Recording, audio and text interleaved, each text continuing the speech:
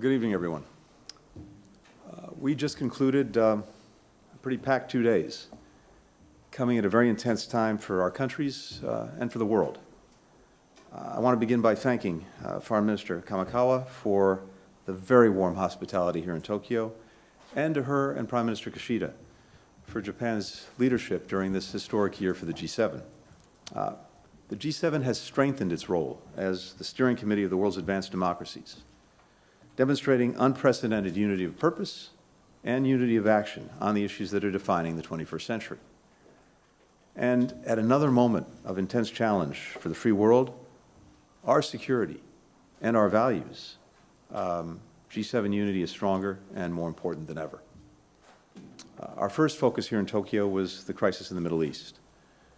Yesterday evening, I had an opportunity to brief my colleagues on my travel through the region, as well as extensive engagements by President Biden and our entire national security team.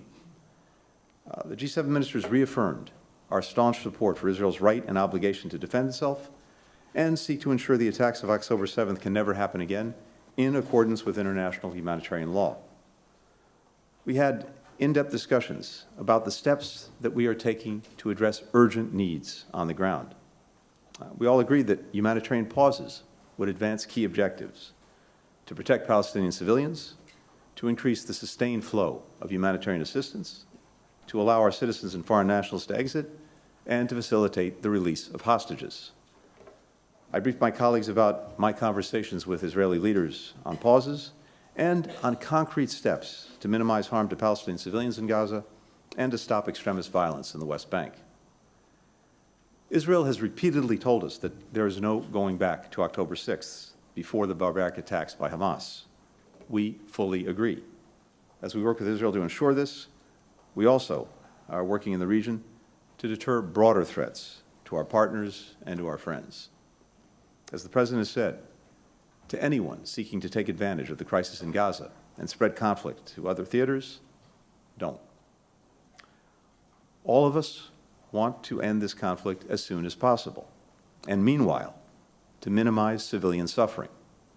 But as I discussed with my G7 colleagues, those calling for an immediate ceasefire have an obligation to explain how to address the unacceptable result it would likely bring about. Hamas left in place with more than 200 hostages, with the capacity and stated intent to repeat October 7th again and again and again. Ultimately, the only way to ensure that this crisis never happens again is to begin setting the conditions for durable peace and security, and to frame our diplomatic efforts now with that in mind. The United States believes key elements should include no forcible displacement of Palestinians from Gaza, not now, not after the war. No use of Gaza as a platform for terrorism or other violent attacks. No reoccupation of Gaza after the conflict ends. No attempt to blockade or besiege Gaza. No reduction in the territory of Gaza. We must also ensure no terrorist threats can emanate from the West Bank. We must also work on the affirmative elements to get to a sustained peace. These must include the Palestinian people's voices and aspirations at the center of post-crisis governance in Gaza.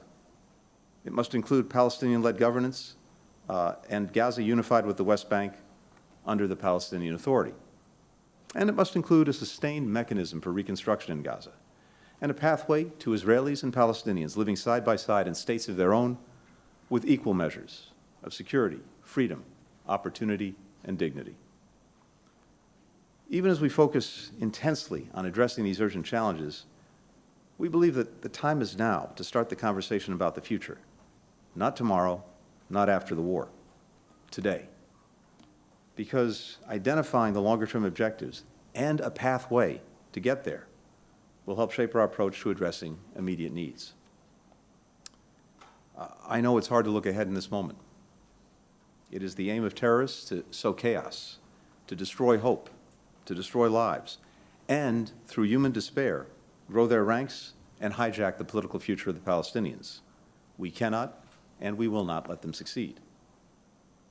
Today, we also focused on our enduring support for Ukraine. The G7 has led the world in galvanizing and sustaining that support, and as we told Foreign Minister Kuleba today, Ukraine can count on us. To put Ukraine on a solid foundation for the next year, we must help Ukraine do 4 things at once. First, keep fighting to win back its territory. Second, build a world-class military force to ensure maximum deterrence for the long term and make clear to President Putin that he cannot and will not outlast Ukraine, and he cannot and will not outlast all of Ukraine's supporters. 28 countries have made concrete commitments to join us in this effort of building a Ukrainian fighting force for the future. Third, kickstart economic recovery and growth and bring more hope, more opportunity to the Ukrainian people. And fourth, accelerate the reform process to speed Ukraine's path to the European Union and to attract investment. All of these steps are designed to help Ukraine stand strongly on its own 2 feet. We also discussed at length the Indo-Pacific and steps we're taking together to contend with challenges to our shared vision of a free, open, prosperous, secure, and resilient region. We spoke about the PRC. We agreed on the importance of working constructively on shared challenges, but also being clear and direct with China on our differences. We'll continue to de-risk our economies, to strengthen our resilience, to push back on economic coercion. We'll also continue to stand up to China over its actions in the South and East China Seas. We, of course, oppose unilateral or coercive efforts to change the status quo with Taiwan. Our conversation today demonstrated an unprecedented degree of alignment among the G7 on our approach to China. We also discussed the DPRK's provocative actions and missile launches and dangerous DPRK-Russia military cooperation. We're deeply concerned about what Russia is providing Pyongyang in return for the weapons and munitions that it's getting from Pyongyang. We'll continue to push for the full implementation of all relevant UN Security Council resolutions and commitments to uphold the global nonproliferation order. A major theme throughout our meetings was how we can leverage our full economic, political, and development strength to deepen ties with developing countries and deliver for people around the world. Through the Partnership for Global Infrastructure and Investment, we're mobilizing $600 billion in high-quality, transparent infrastructure projects worldwide by 2027. We're unlocking hundreds of billions in new lending capacity for the World Bank, the International Monetary Fund, for things like climate resilience, public health, and other key priorities.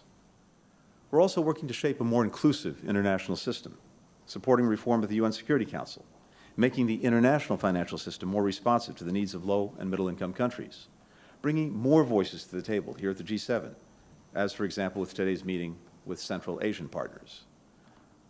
Later today, I'll travel to the Republic of Korea and then on to India, two of our most important partners in the Indo-Pacific. Even as we're engaged intensively on the urgent challenges of this moment, the United States remains focused on advancing the interests of the American people in every part of the world on issues that matter in their lives.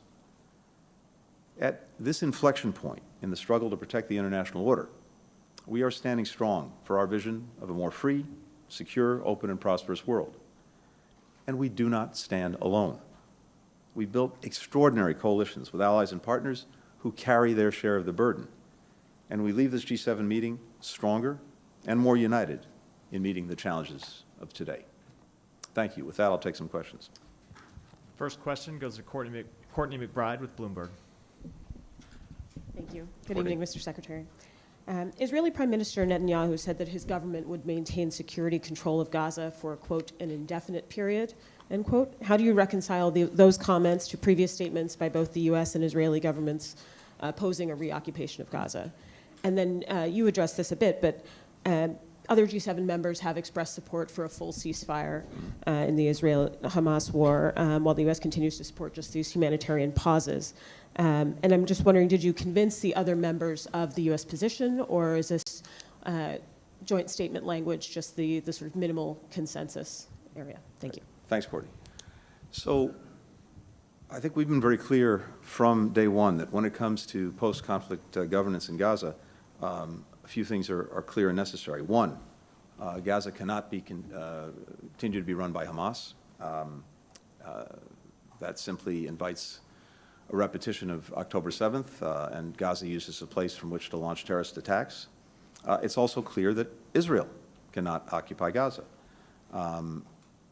Now, the reality is that there may be a need for some transition period at the end of the conflict, but it is imperative that the Palestinian people be central to governance in Gaza and in the West Bank as well, and that, again, we don't see a reoccupation. And what I've heard from Israeli leaders is that they have no intent to reoccupy Gaza and retake control of Gaza. So the only question is there some transition period that might be necessary, and what might be the mechanisms that you could put in place for that to make sure that there is security. But we're very clear on no reoccupation, just as we're very clear on no displacement of the Palestinian population. And as we've said before, we need to see and get to, in effect, unity of governance when it comes to Gaza and the West Bank, and ultimately to a Palestinian state. When it comes to the G7 statement, and particularly with regard to the question of ceasefire, actually, we found real unity in the G7 in this moment on that question. I think the communique very accurately reflects what we discussed and what G7 partners believe. For the next question, Sasaki Akiko with TV Tokyo.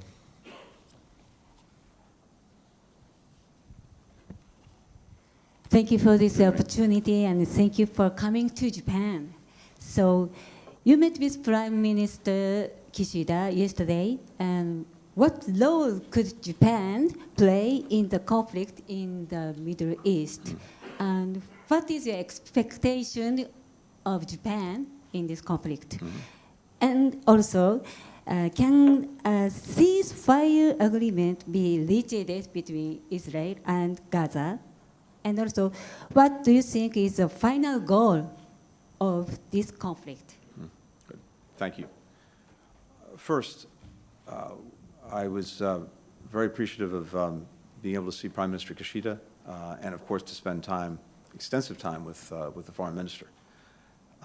And I can tell you, first, we very much appreciate Japan's engagement in helping to deal with the conflict between Israel and Hamas and the situation in Gaza. I very much welcome the foreign minister's trip to the region, which was important, as well as her unequivocal condemnation of terror, the call for the release of hostages, and the announcement by Japan of $75 million in humanitarian assistance. We had a very productive discussion with the foreign minister and I about important, vital issues like what needs to be done to minimize civilian casualties, to increase the flow even more of humanitarian assistance into Gaza, and to prevent the spread of the conflict to other places. And I think the United States and Japan are very clearly aligned on what needs to be done and what we're working to do together. As I said earlier, in terms of the future, I think there are a few very basic things that everyone would want to achieve. One is that there can't be a return to the situation, the status quo before October 7th, where Gaza can be used as a platform to launch the most horrific terrorist attacks that anyone can imagine. And at the same time, it's vitally important that Palestinian aspirations for governing themselves, for being the ones to decide their own futures are realized. And so we have to work to both of those things at the same time, and that's what we're trying to do. For the next question, Nike Ching with VOA. Good afternoon, Mr. Secretary. How is lunch? Do you enjoy the Fukushima seafood? We did, yes. We had excellent seafood here. And I can tell you, not just at lunch, I think last night as well. And I commend it to everyone. But I have more questions. Oh, I thought that was it. No, I thought, but... Regarding U.S. President Joe Biden's planned meeting with the Chinese President Xi Jinping next week, is the United States heading towards a substantial change in its relationship with the People's Republic of China? Will the U.S. serve Fukushima seafood during APEC? And separately, if I may, do you have anything on starting talks on a reliable arrangement with the Chinese government to prevent artificial intelligence involvement in the decision-making for nuclear command and control, as suggested by some China observers, including Henry Kissinger? Thank you. So, thank you. First, much as I'd like to, I really can't speak to the menu at APEC. It is well above my pay grade. So stay tuned. We'll see. First, I should say this. We are planning for a constructive meeting between the leaders. We're still working on those plans. I think both sides have acknowledged the importance of leader-level channels in managing the relationship. And we both agree that we have an obligation, the United States and China, to responsibly manage the relationship. And that really, in many ways, starts and finishes with leader-level engagement. So we've been working toward this meeting since my trip to Beijing this past summer. There are a number of areas and issues upon which we hope to make progress, as well as continuing to manage the places where we have real differences. As you know, Foreign Minister Wang Yi was just in Washington.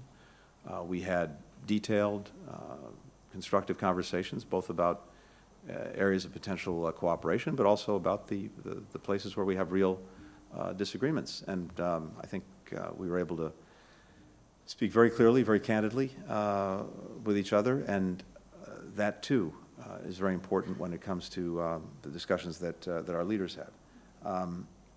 So beyond that, I can't get into the specific issues that they would discuss in any such meeting.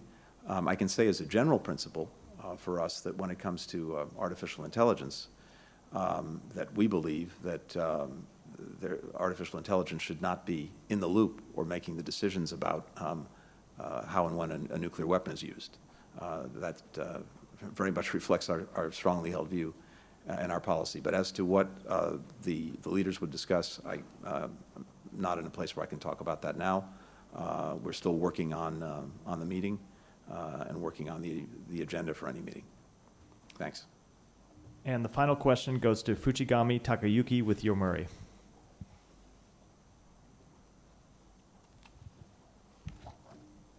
Hi, Secretary. Good evening. Welcome to Japan. Thank you. Since the Hamas attack on Israel, the U.S. has been required to respond on three fronts, as you mentioned, the Indo-Pacific, Ukraine, and the Middle East. So you are traveling around the world to respond to these issues. Frankly, how tough is it? And even in the midst of all these, please tell us again how important it is for U.S. to focus on Indo-Pacific. Well, first of all, thank you for reminding me where I am. No, in all seriousness, I have to tell you that I always welcome any opportunity to come to Japan. It's almost no matter the situation.